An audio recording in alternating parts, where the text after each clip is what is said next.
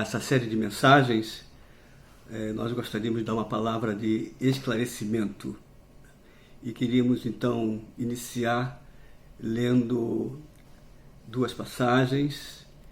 A primeira se encontra em Colossenses, capítulo 1, 4, no versículo 16, que diz o seguinte: E quando esta carta tiver sido lida entre vós, fazei com que seja lida também na igreja de Laodicenses, e que vós também leiais a de Laodiceia. Apocalipse 2, versos 1 e 7. Ao mensageiro da igreja em Éfeso, escreve: Estas coisas diz aquele que tem na sua mão direita as 7 estrelas, aquele que anda no meio dos 7 candelabros de ouro. Quem tem ouvidos, ouça o que o Espírito diz às igrejas. Ao vencedor, dar-lhe-ei que se alimente da árvore da vida que está no paraíso de Deus. A nota 3 desse versículo 7 de Apocalipse, aqui capítulo 2, diz o seguinte: Por um lado, cada uma das 7 epístolas é a palavra do Senhor a uma igreja específica. Por outro, porém, é a palavra do Espírito a todas as igrejas. Cada igreja precisava prestar atenção não somente à epístola que lhe foi especificamente escrita, mas também a todas as epístolas escritas a demais igrejas. Isso implica que todas elas, como testemunho do Senhor no Espírito, devem ser iguais. Visto que o Espírito hoje fala às igrejas, devemos estar nas igrejas para estar corretamente posicionados a fim de ouvir o que o Espírito diz. De outra forma, como poderemos ouvir? Essas mensagens, irmãos, estão sendo liberadas nesses dias às igrejas nas Filipinas, face à necessidade que se apresentou ali naquele país. E em comunhão com os cooperadores, concluíram que também ela se aplicaria aqui no Brasil. Esse é o motivo porque vamos ter essa série de mensagens semanalmente para as igrejas no Brasil. Graças ao Senhor, porque o Senhor está falando às suas igrejas. Fala à igreja especificamente, mas também fala para todo o corpo, para todas as igrejas. Então, nós estamos sendo beneficiados, então, com essas mensagens. Muito obrigado.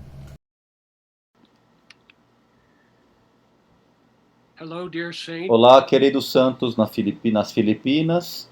Estamos começando com essa mensagem, uma reunião ministerial semanal para todas as igrejas nas Filipinas.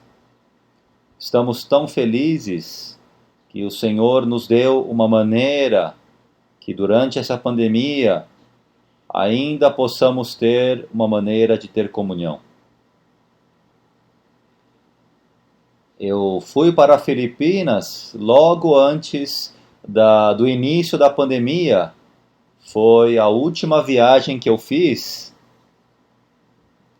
Eu sei que eu falo por todos os irmãos quando eu digo que eu realmente gostaria muito de estar pessoalmente com vocês, ter comunhão com vocês novamente. As Filipinas são como nossa segunda casa. Nunca estão longe dos nossos pensamentos e nunca fora das nossas orações. Então, graças ao Senhor, que podemos começar a ter comunhão de maneira semanal. Eu gostaria de compartilhar um pouco com vocês sobre nossa consideração acerca dessa reunião ministerial semanal e como o Senhor nos conduziu até agora.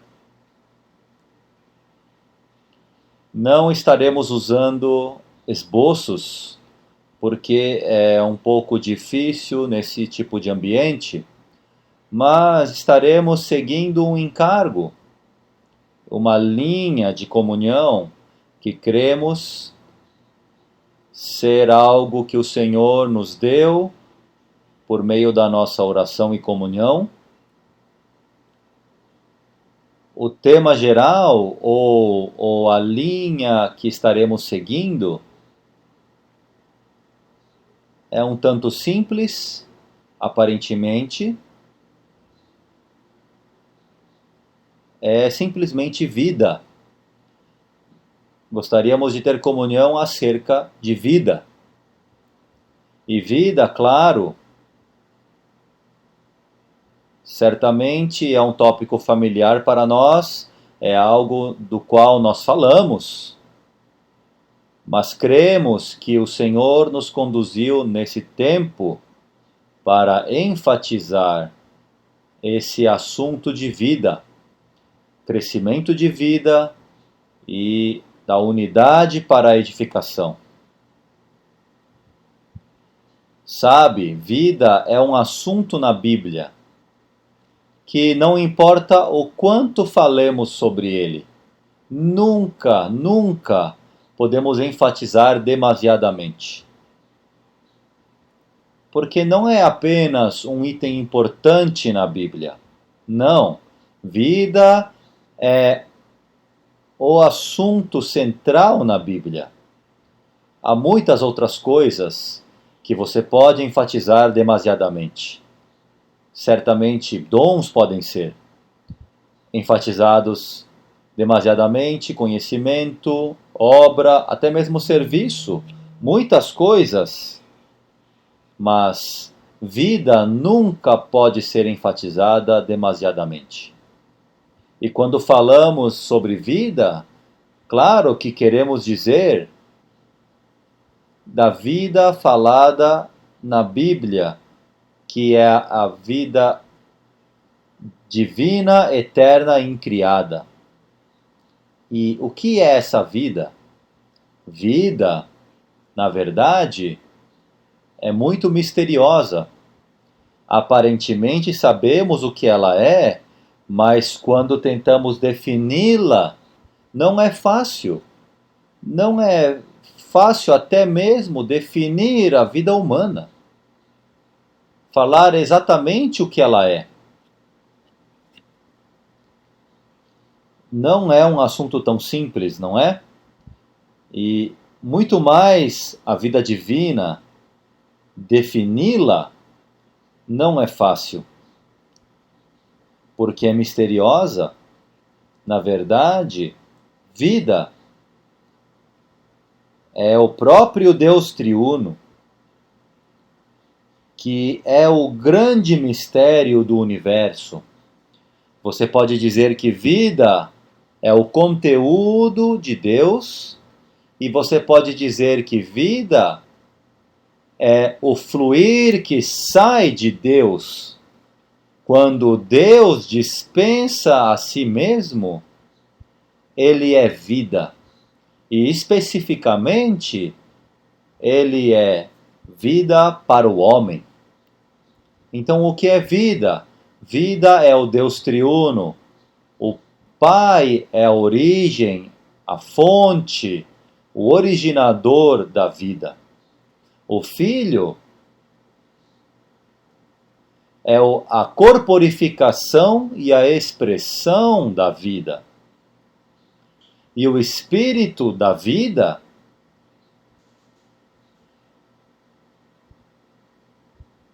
é a vida tornada real, alcançando o homem. E a Bíblia usa até mesmo essa expressão em Romanos 8:2, o Espírito da vida. A Bíblia é um livro de vida, é chamado de o livro da vida. Nós temos o Espírito da vida, a palavra da vida. Na verdade, vida é o conteúdo e a realidade da Bíblia, não conhecimento. Vida é o conteúdo da Bíblia. A Bíblia começa com vida, a Bíblia termina com vida. No início, no princípio, o jardim com a árvore da vida no centro, e no final, a cidade com a árvore da vida e o rio da água da vida. A Bíblia é um livro de vida. é muito benéfico e de muita ajuda para que considerarmos de maneira cabal esse assunto, vida. Quando um homem ouve a palavra da vida, então o espírito da vida entra em seu espírito. Por meio da palavra da vida, o espírito da vida entra no espírito do homem para regenerar o espírito do homem, para tornar o espírito do homem vida. Isso é Romanos 8:10. Cristo em vós, se o espírito estiver em vós, o espírito é vida. E o mesmo espírito da vida, quando ele expande do nosso espírito para a nossa mente se torna vida. Nossa mente é renovada e se torna vida. A mente posta no espírito é vida. E quando essa vida transforma nossa alma, nossa emoção e vontade e mente, tudo se torna vida. E escutem, quando essa vida alcança o nosso corpo mortal, aleluia! Mesmo o nosso corpo mortal se torna vida. Consegue imaginar isso?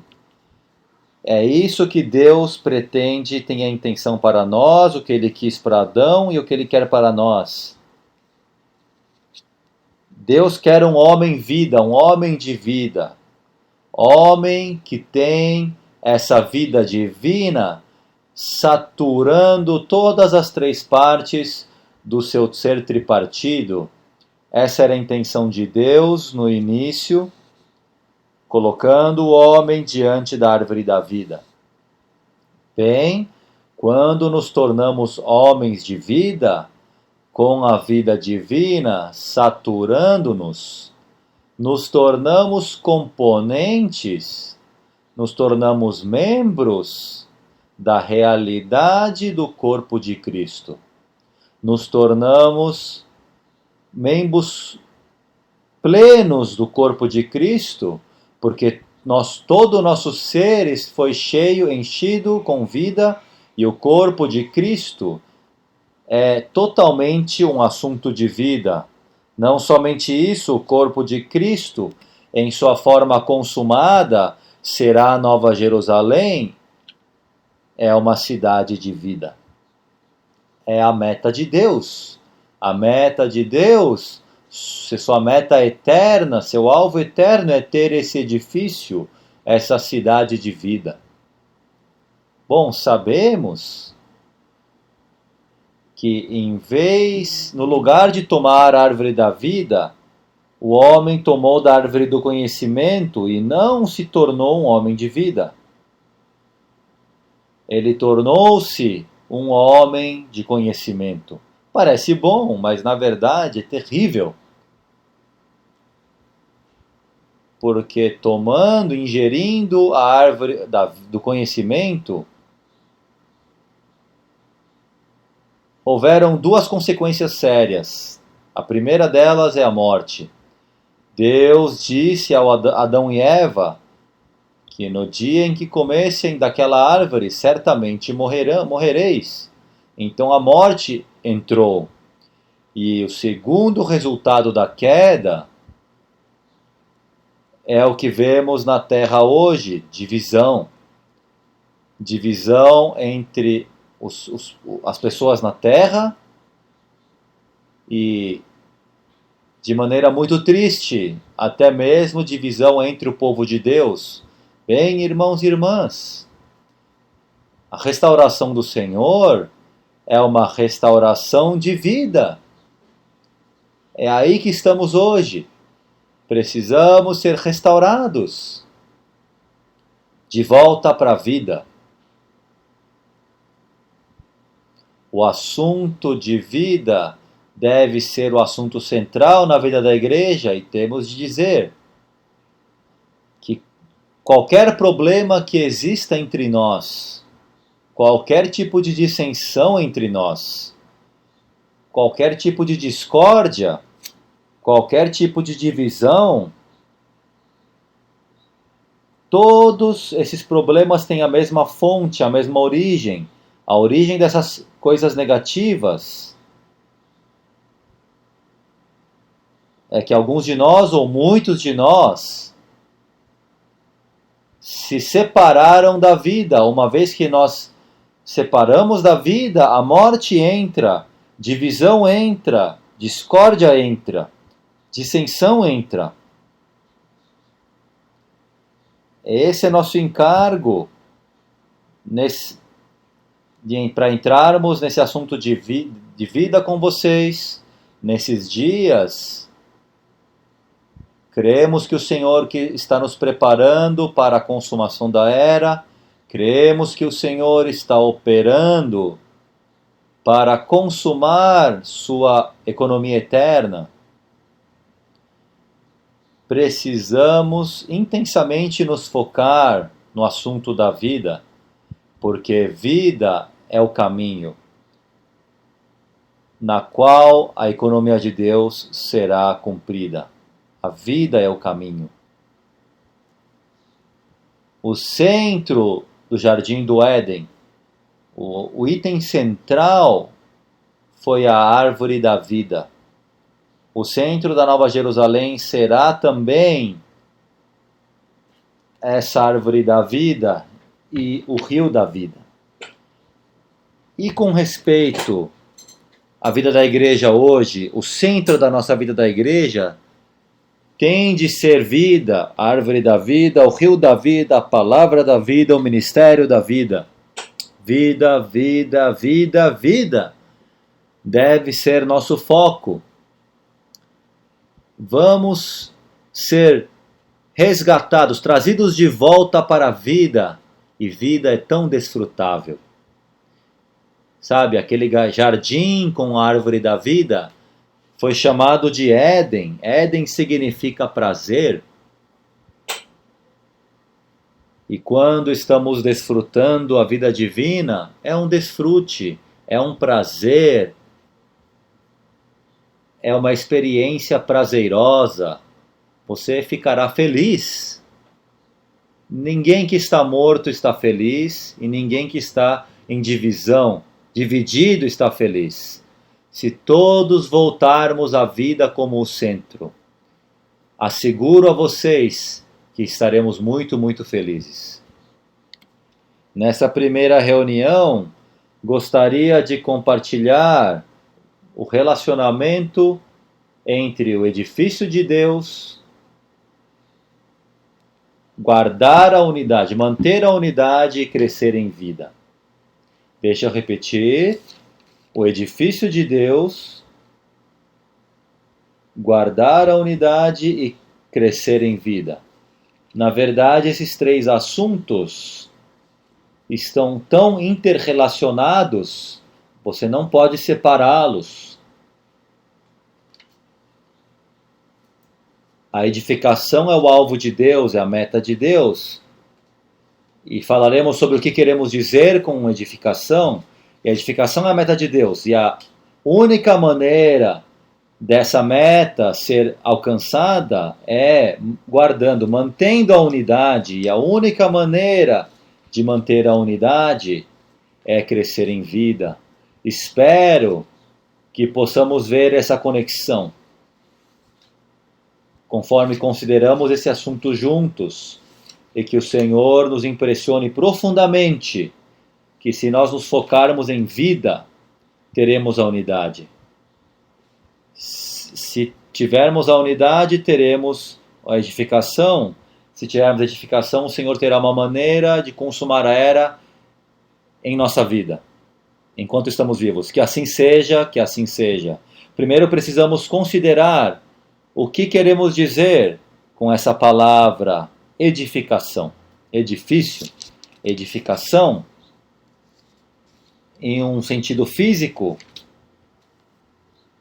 é algo inorgânico, algo feito com materiais que não estão vivos. Mas na Bíblia, a edificação da qual estamos falando é orgânica, é viva, Então, quando falamos desse edifício, quando falamos da edificação da igreja, que falamos muito sobre isso, é melhor não usar o exemplo de um edifício físico. Se você usar um exemplo de edifício físico, facilmente você tem a ideia errada do verdadeiro significado do edifício, da edificação. É melhor pensar como o corpo físico, que você quer usar uma ilustração física, use o corpo físico. Como o corpo físico se edificou. Eu não sei, eu não me lembro quando eu nasci, qual era meu tamanho, quanto eu pesava. Há um registro disso em algum lugar, mas eu era bem menor do que eu sou hoje. Então você também. Como você cresceu tanto? Como seu corpo foi edificado através dos anos, crescendo. Foi edificado, crescendo. Essa é uma figura muito melhor da edificação da igreja. O edifício de Deus, na verdade, é um corpo. E ouçam, não apenas um corpo, uma pessoa. O edifício de Deus é uma pessoa com um corpo. Então, é muito, muito, muito um assunto relacionado com vida. Um assunto de vida. Para a nossa comunhão hoje, concentraremos em Efésios capítulo 4, porque Efésios 4 é realmente o melhor capítulo para considerar o que é o edifício. Primeiro, Efésios 4 fala, no início, fala sobre preservar a unidade do Espírito. Deixa eu ler para vocês, eu sei que vocês conhecem, mas ler a palavra da vida é desfrutável, deixa eu ler para vocês.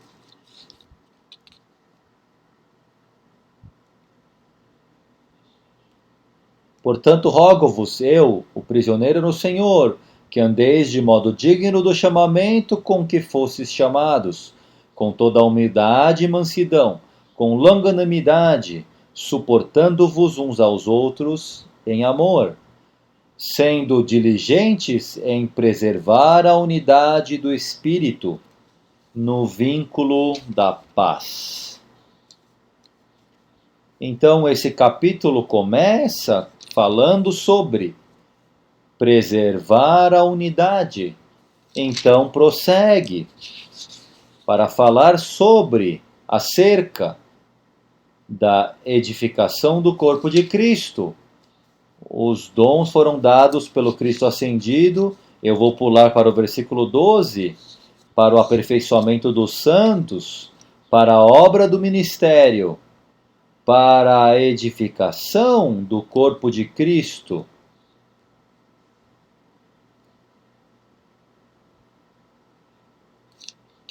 E o versículo seguinte, até que todos cheguemos à unidade da fé e do pleno conhecimento do Filho de Deus, à condição de homem maduro, à medida da estatura da plenitude de Cristo.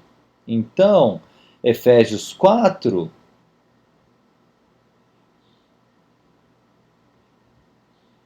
conecta o corpo de Cristo com o novo homem, o homem maduro, plenamente maduro. O corpo edificado de Cristo, no versículo 12, é o novo homem maduro, no versículo 13. Vocês conseguem acompanhar, me entender?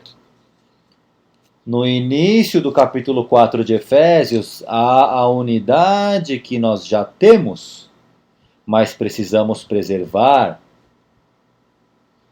E no versículo 13, há uma unidade que precisamos chegar a ela. Estamos no processo de chegarmos.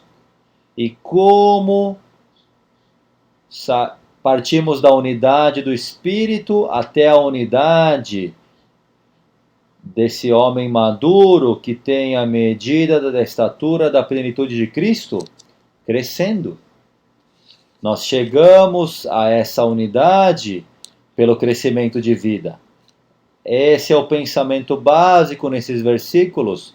E se você prosseguir lendo, a partir do versículo 13, se você ler dos versículos 13 a 16, todo o pensamento nesses versículos é crescimento, crescer em vida.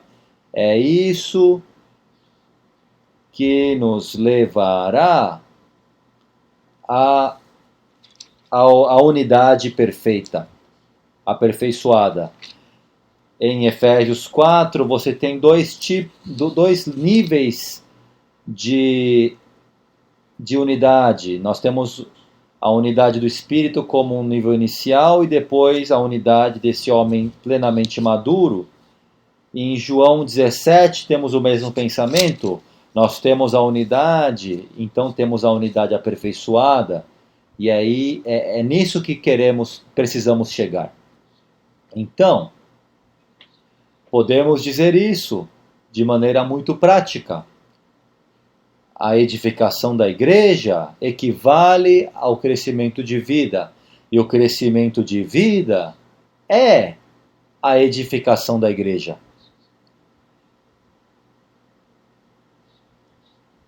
Isso é algo misterioso, muito misterioso. Não temos uma maneira de medir, não conseguimos dizer o quanto a igreja foi edificada.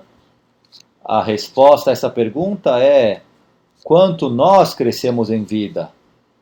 Essa é a medida que a igreja foi edificada. O mesmo pensamento eu já apontei para vocês. Está em Efésios 2, 21 e 22. O versículo 21 diz que o edifício está crescendo.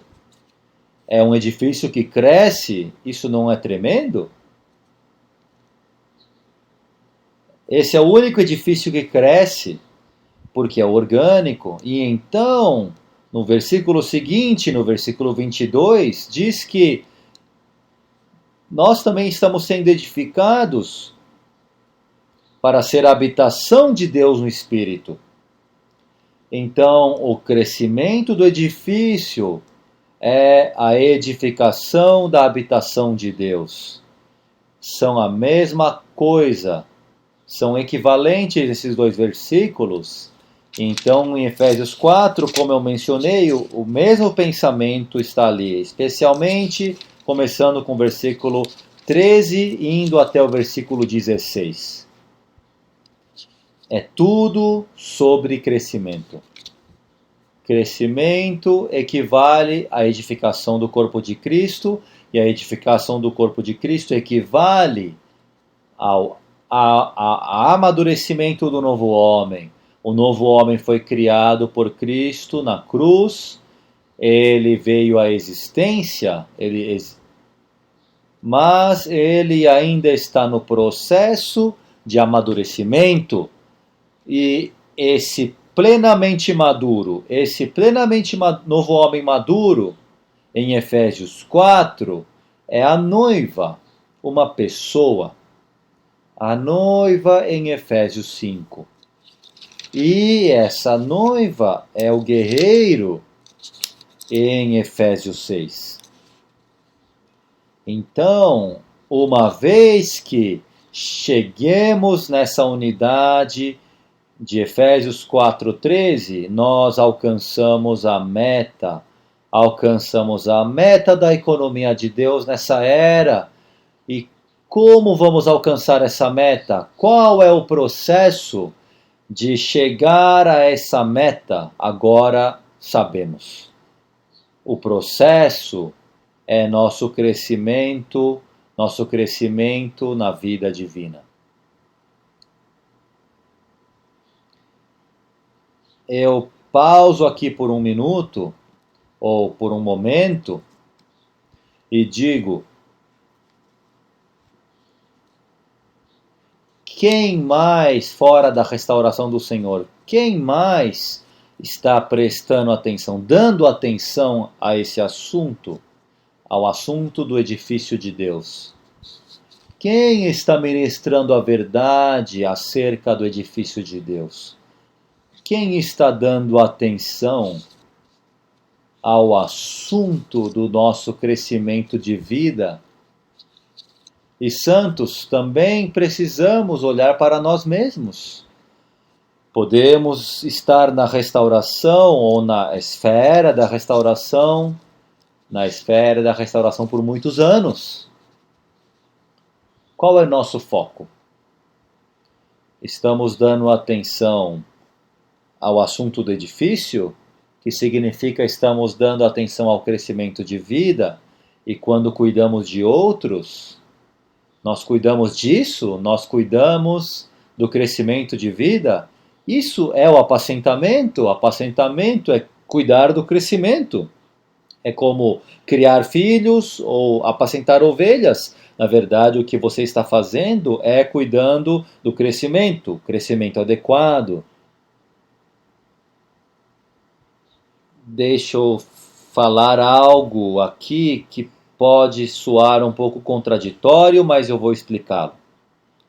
Nós crescemos em vida preservando a unidade. E preservamos a unidade crescendo em vida. Vocês entenderam? Eu vou repetir. Nós crescemos em vida preservando a unidade. E preservamos a unidade crescendo em vida. Quando eu era um estudante, me ensinaram que essa lógica circular não pode ser feita. Isso não se trata de lógica circular. Aqui é Efésios capítulo 4. De acordo com Efésios capítulo 4, versículo 3 e versículo 13. Ambas as citações são verdadeiras. Efésios 4:3 nos diz para preservar a unidade do Espírito. Se nós conseguirmos guardá-la, preservá-la, significa que nós já temos ela. Então, quer dizer que temos um nível de unidade, um tipo de unidade que nós recebemos no momento em que fomos regenerados. Mas então, como já apontamos, depois de ser dito para preservarmos a unidade, o capítulo 4 prossegue para dizer que precisamos crescer em vida até chegarmos a um outro nível de unidade no versículo 13. Eu espero que vocês estejam me entendendo. O versículo 3 é a unidade inicial e o versículo 13 é a unidade aperfeiçoada. E o que está no meio disso? Crescer em vida. Então eu repito, a maneira de crescer em vida é preservar a unidade. Essa é a base para crescer em vida. E por fim, finalmente a maneira de preservar a unidade é crescendo em vida. Espero que possamos ver isso.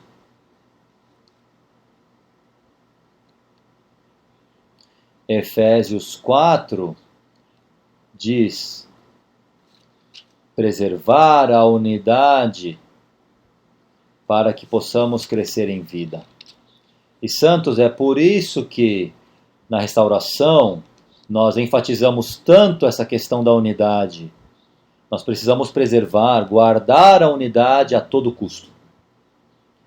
Precisamos preservar a unidade ao custo, ao preço da nossa vida da alma. Precisamos preservar a unidade perdoando ofensas. Precisamos preservar a unidade a qualquer preço. Porque assim que nós perdemos a unidade, nós perdemos o ambiente adequado para crescermos em vida. É por isso que temos essa prática na restauração, essa prática da base da igreja. Isso é para a preservação da unidade. Precisamos ter isso para que possamos preservar a unidade. Claro, não é perfeita, nós sabemos disso. Ainda estamos chegando à unidade perfeita. Mas enquanto estamos chegando, nós estamos preservando a unidade, vivendo na vida da igreja, a vida da igreja adequada, nos mantendo na base da unidade e na base da cidade. Esse é nosso ambiente para crescermos em vida. E por que o ambiente é assim? Eu vou dizer a você. Entrando na verdade da igreja e na restauração é como casar-se. Nós não cremos no divórcio, nós cremos no casamento, nós não cremos no divórcio. E minha esposa e eu recentemente celebramos nosso aniversário de casamento de 40 anos. A coisa boa do casamento é que não há saída. Essa é a vida da igreja. Não tem como sair dela. Divisão não é uma opção para nós. Divisão é divórcio. Nós não cremos no divórcio e certamente não praticamos isso e não cremos na divisão e não cremos nem mesmo na separação. Nós nos mantemos juntos nesse ambiente e fazemos o quê? Crescemos em vida. Aprendemos as lições da cruz e crescemos em vida. E não procure uma saída para isso. Você está no melhor ambiente para o crescimento de vida. Vamos falar um pouco, então, sobre esse chegar. Eu sempre pensei sobre Efésios 4:13. A palavra que me incomoda nesse versículo, eu não sei, talvez nunca tenha o incomodado, mas me incomodou por muitos anos. Essa pequena palavra todos, T-O-D-O-S, até que todos cheguemos à unidade da fé e do pleno conhecimento do Filho de Deus, à condição de homem maduro, à medida da estatura da plenitude de Cristo.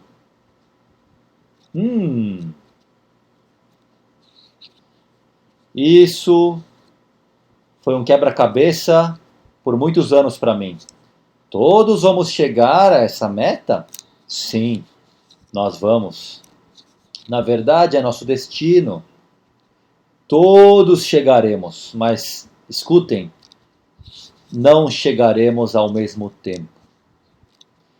É como todos estamos indo para a reunião, todos nós vamos para a reunião. Alguns vão mais cedo, alguns chegarão no tempo do início da reunião programada e alguns podem chegar tarde. Todos virão, todos chegarão ao local de reunião, mas nem todos chegarão ao mesmo tempo. Agora entendemos que nessa era são os vencedores dessa era que chegarão mais cedo a essa meta. Todos chegaremos. Todos chegarão nessa era, mas desculpa dizer que alguns chegarão atrasados para a reunião. Eles chegarão na próxima era, mas aleluia, ainda chegarão. E chegarão à mesma meta, não é um alvo diferente, é o mesmo alvo. Cada um de nós chegaremos a essa meta. Alguns chegarão mais cedo, alguns chegarão mais tarde.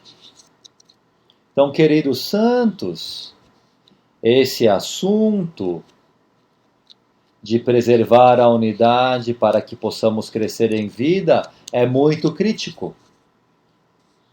O fim da era está diante de nós. A consumação da era está se aproximando. Não temos tempo para desperdiçar, nenhum tempo. Precisamos de cada dia para o nosso crescimento de vida, para alcançarmos essa meta. Agora, por que eu digo que chegaremos à meta em épocas diferentes, em tempos diferentes? Porque a vida da igreja é uma família. Somos uma grande, grande família. Temos alguns recém-nascidos, temos alguns jovens, temos alguns mais idosos, temos alguns pais, temos algumas mães. É uma grande, grande família com muitas idades. Em uma família, há sempre diferenças de acordo com o crescimento de vida. Não esperamos que pequenas crianças ajam como adultos e certamente não esperamos que adultos ajam como criancinhas. Nós esperamos que todos funcionem de acordo com sua maturidade em vida. Então você tem isso em Efésios 4, quando diz: e não devemos ser mais como meninos agitados de um lado para o outro pelas ondas e levados ao redor por todo o vento de ensinamento. Não podemos mais ser meninos, não hoje, mas temos alguns que são recém-nascidos entre nós, isso é maravilhoso. Precisamos nutri-los, precisamos cuidar com carinho deles, nos preocupar com eles. E em 1 João capítulo 2, há esse mesmo pensamento sobre a família. João diz: escreva a vocês, pais, porque vocês conhecem ele desde o princípio, aquele que desde o princípio. E ele fala que escreva a vocês, jovens, porque são fortes, e a palavra de Deus habita em vós. Vocês venceram o maligno. E ele diz: escreva a vocês, filhinhos, porque vocês conhecem o Pai. Há diferenças entre nós que são normais. Há diferenças normais baseadas em graus diferentes de crescimento. Isso não é apenas ok, mas é maravilhoso. Nós valorizamos isso. Vocês sabem, eu já disse a vocês que eu e a minha esposa estamos casados há um tempo agora e todos os meus filhos já cresceram, todos estão casados. Por um lado, é muito agradável quando você vem à minha casa. A minha casa é muito silenciosa, não há barulho, tudo está em paz, tudo está em ordem, mas, sabe, eu sinto falta do barulho, do som das crianças. É por isso que eu amo ter as reuniões em minha casa com os santos e ter crianças vindo para cá. É uma alegria ver todas as idades, todos os estágios do crescimento de vida. Sabe, às vezes as crianças são travessas, algumas vezes eles quebram coisas, mas sabem, ainda estou feliz em ter crianças. Bem, queridos santos, precisamos ser uma família grande, toda inclusiva, e não apenas estamos tolerando uns aos outros as nossas diferenças, não. Estamos aceitando com regozijo, com alegria nossas diferenças. Não aceitamos nenhum tipo de divisão, não aceitamos dissensão, mas completamente aceitamos diferenças normais de acordo com o crescimento de vida e precisamos Precisamos ser gerais suficientemente para aceitarmos isso, para que todos cresçamos em vida e alcancemos a meta. Agora, em Efésios 4, Paulo menciona 4 assuntos, questões para preservar a unidade. Deixa eu lembrar a vocês desses 4 questões. Todos estão em um só versículo, no versículo 2. Com toda humildade e mansidão, com longanimidade, suportando-vos uns aos outros em amor. Aqui há 4 questões para preservarmos a unidade: humildade, mansidão, longanimidade, suportando-vos uns aos outros em amor. Deixa eu ler para vocês uma pequena parte da nota de rodapé. Ser humilde é ficar em posição inferior. Significa que não pensamos mais de nós mesmos do que convém. Nós mantemos-nos em um estado humilde. E ser manso é não lutar por si mesmo. Como um cordeiro, como uma ovelha não luta. Devemos exercitar ambas as virtudes ao lidarmos conosco. Para nós mesmos, precisamos ser humildes e mansos.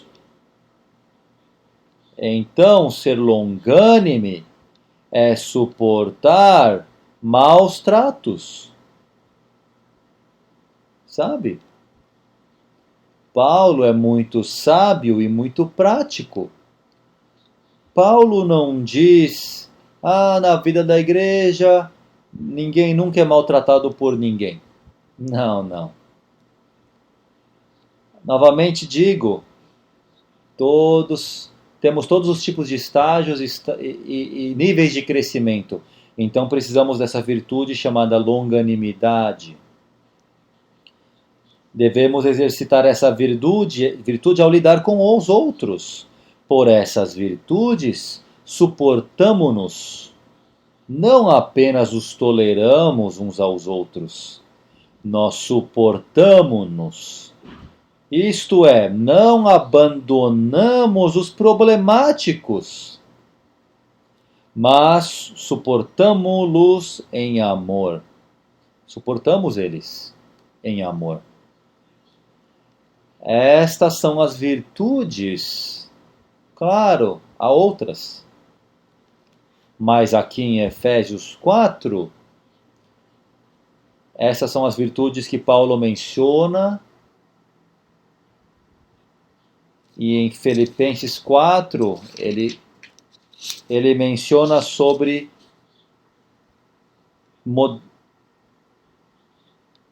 moderação.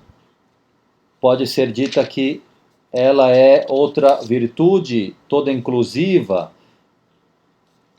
Mas aqui eu digo que Paulo menciona essas 4 virtudes. Ele está certo, porque o problema é que, de acordo com nossa natureza, nós não temos essas virtudes, não somos humildes. Mesmo uma pessoa que pareça ser humilde, interiormente não são, porque não somos humildes, facilmente somos ofendidos, porque pensamos mais do que convém de nós mesmos, então podemos facilmente ser ofendidos, ficarmos ofendidos. Então, quando somos ofendidos, nós lutamos, não somos mansos. Nós lutamos pelos nossos direitos. É por isso que dissemos que a maneira de preservar a unidade é pelo crescimento de vida. Irmãos e irmãs, estas virtudes são virtudes humanas transformadas: humildade, mansidão, longanimidade, suportando-vos uns aos outros em amor. Elas são Cristo, são as virtudes humanas de Cristo, e nós precisamos crescer em vida a fim de termos essas virtudes humanas.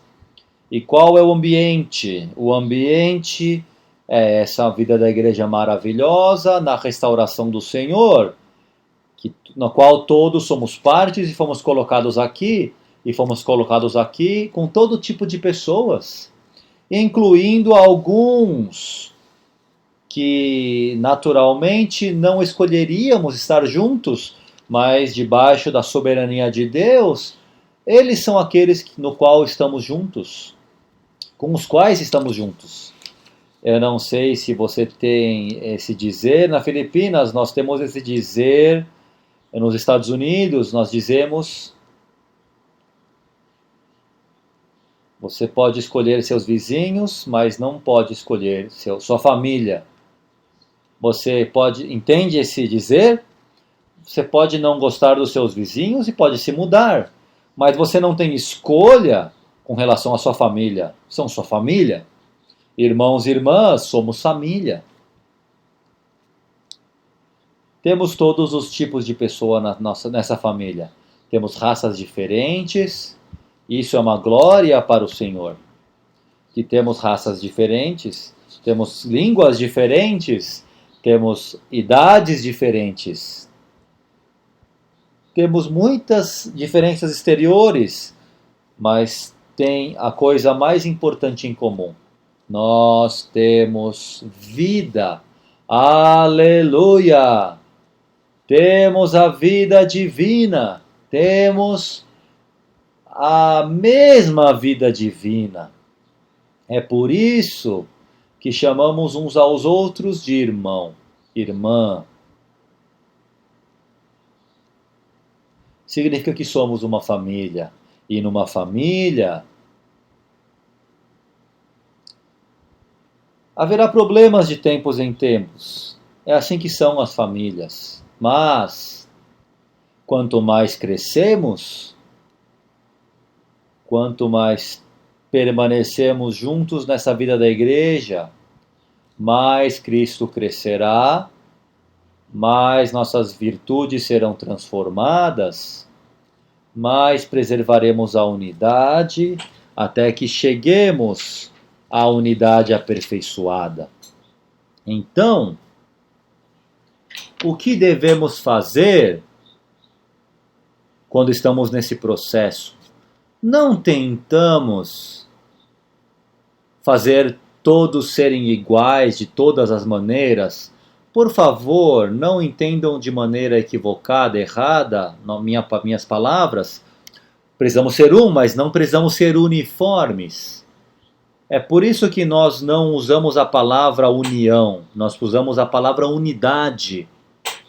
Nós precisamos ser intrinsecamente mas isso não significa que tudo será igual exteriormente.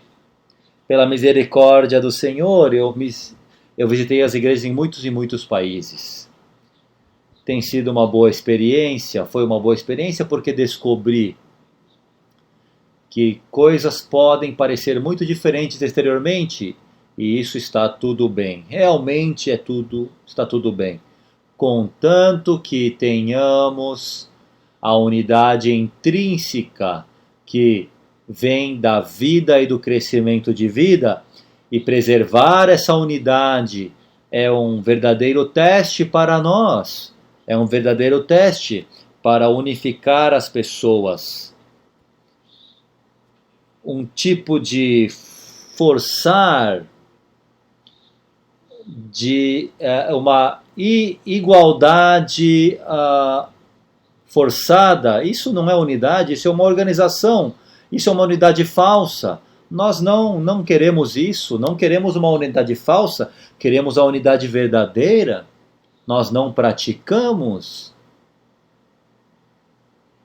a união exterior ou unificação.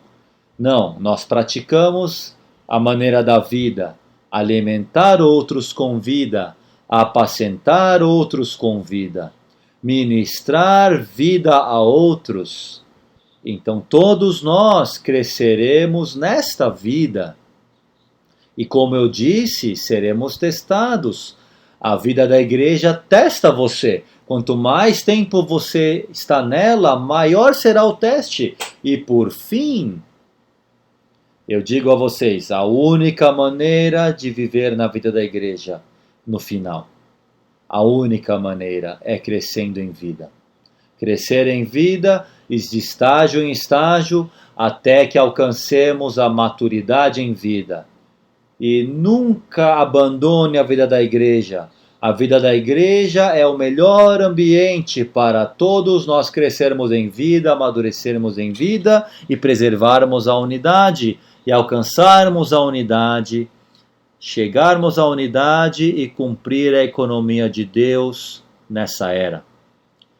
Eu acho que eu já liberei o que estava no meu coração. Nós temos a edificação, que é a meta eterna, o alvo eterno de Deus. E essa edificação, na verdade, é uma pessoa coletiva, um novo homem, que consumará na Nova Jerusalém. E esse homem foi gerado, foi produzido, está aqui e está crescendo. E está chegando à maturidade dia após dia. E todos nós precisamos chegar a esse homem maduro, a essa unidade aperfeiçoada. E a única maneira de chegarmos a essa unidade é crescer em vida. Não chegaremos negociando. Não alcançaremos comprometendo. Com comprometimento nós chegaremos pelo crescimento de vida. Vamos ser restaurados de volta à vida. Vamos fazer da vida o centro da nossa vida da igreja. Ok, queridos santos, eu vou parar meu compartilhar aqui para que vocês tenham tempo para mais comunhão entre vocês. Que o Senhor seja com o vosso espírito e graça seja convosco.